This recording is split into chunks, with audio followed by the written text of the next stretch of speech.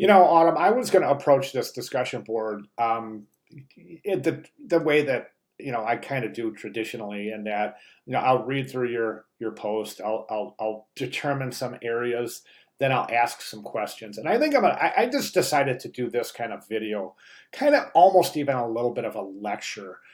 Just because I just want to make things specifically clear. I don't just want to say, hey, good job, here's a question, answer it, and we'll call it a day, right? I want to address some of the individual things that you guys are It's saying five in your o'clock. posts. And if take a look at Miles, there's two students that posted before you, Miles and Javier. So be sure to go through this forum and take a look at as many videos as you can, because I'm for sure they're going to be they're going to be you're going to find information that is applicable to your own work in the other videos. So try to get a look at as many of those as possible. So let's go and take a look at your writing. So difficult challenge you had was the move around the app and play with the system as a customer would, and that's not a concern at this point. It's not. We're still in the very, very preliminary stages of testing. As a matter of fact, a lot of the reason we create these user prototypes, and especially these low fidelity or even high fidelity clickable prototypes, is to show them to stakeholders interested in the project. So, for example, investors, um, designers, developers, etc. Anybody who's got an interest, specifically investors, I think. So we're able to show them, okay, here is what, or you're able to show the developer, okay, this is what I want to do with each page. Can we make it work? Do you see what I'm saying? So the thing about this paper prototyping and this kind of preliminary user testing is the viewer, the test subject, is not going to be able to move through your app freely. Okay, as a matter of fact, that's just not where we're at yet. Now, you know what happens when you download an app, right? What do? The first thing you do is you spend 20 minutes clicking around trying to figure out how it works, right? I know I do. Once I figure out how it works, then we can start using it to its full potential. So we end up doing this kind of navigational test ground when we get an app, right? And that's expected. What we're going for in user testing is, excuse me, is basically it's the navigation. Does it make sense? Okay, so when you do your user testing, you're not going to guide the viewer through the test. You're going to give them questions, small prompts, asking them to perform a task. Okay, showing them the screen for your paper prototype. It's a yes or no. I mean, it's basically right or wrong. You ask them to, let's say, okay, where would you click if you want to set up your user profile? Okay, you show them that if they point to the wrong area, that's an indication that that screen is not as clear as it could be. So what I would do is I would make a note on that. I would take that screen and I would change it.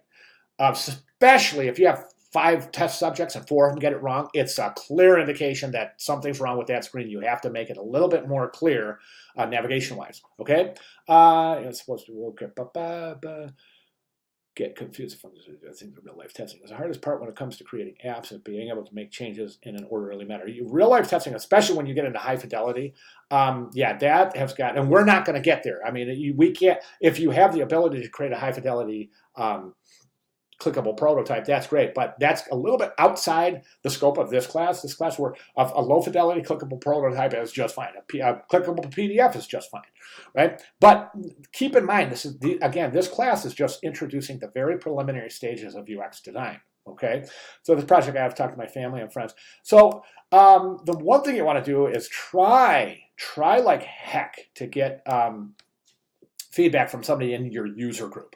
So you can have any test subject test the navigation. Okay, so where would you click to perform this particular function, right? But if you only want to get feedback from those that are firmly implanted in your target audience. Okay, otherwise that feedback is not going to be accurate toward the target, and it could end up giving you information that's not pertinent to the project. Okay, so keep that in mind. It's pretty important. Looking at it. Yeah, study other apps without question. Definitely study other apps. Now, you're talking about GIFs, and I'll tell you what, you're asking the wrong guy, because I'm not a fan of GIFs at all. I think they're just, I don't want to say this because you might like them, but as a designer, I don't see any practical reason for GIFs unless it's something like demonstrating how to, if you have an instructional, if you have a GIF that you can use, a 6-second GIF showing techniques on how to hold a pen when you're drawing. Do you see what I'm saying? So you could show the hand, the movement of the hand and the strokes of the pen in the GIF and then replay it, right? But other than that, I think now you can use a full-blown video in your high fidelity prototypes as well. So right now at this point, I'd say well, I shouldn't say that. If you want to use a GIF, please have at it. Make sure it's there for a reason though, okay? And that comes back into our later on in the class when we get into our actual prototypes, which is, I shouldn't say later on, it's coming up right quick here. So, all right, Autumn, great job. If you have any questions at all, please let me know. But I would say at this point, definitely keep in the announcements area. You want to check those, the examples that I place in there. Up from previous students, successful examples for each weekly assignment. So be sure to check that. Check that. What the heck is it? What was that called? Let me see.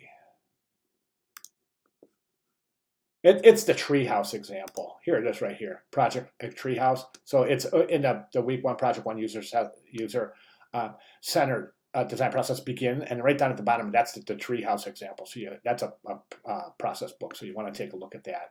Okay, also, I know that we're submitting work on Sundays. It's the deadline. I can't understand why we don't submit on Wednesday to get feedback and apply that feedback for Sunday's final submission. However, that's the way the course is set up, so that's what we're with here.